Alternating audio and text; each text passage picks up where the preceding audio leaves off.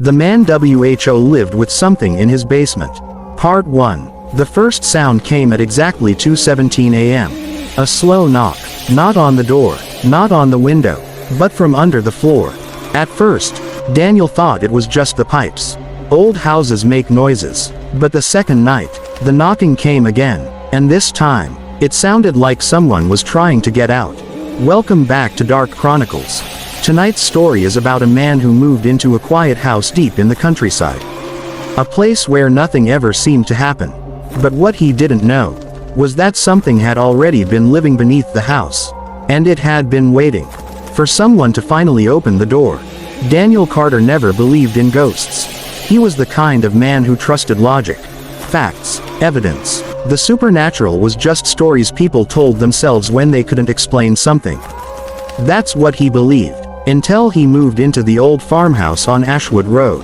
The house was beautiful, quiet, surrounded by tall pine trees and empty land. The nearest neighbor was almost a mile away. For Daniel, that was perfect. After years of working in a noisy city office, he wanted peace. Silence. And this house offered exactly that.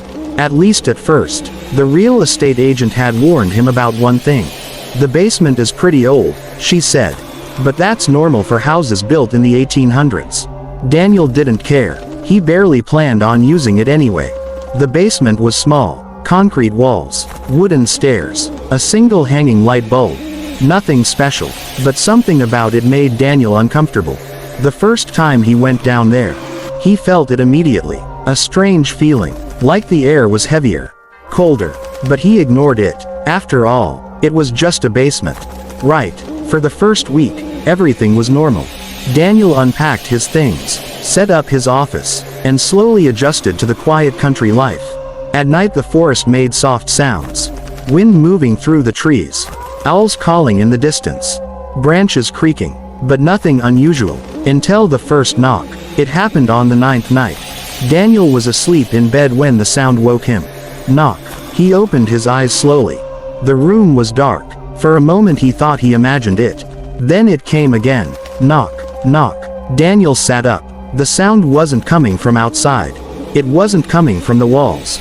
It was coming from below the house. From the basement. Daniel checked his phone. 2:17 a.m. He waited, listening. Nothing. The silence returned. After a few minutes he laid back down. Just pipes, he whispered to himself. Old houses made strange noises. Everyone knew that.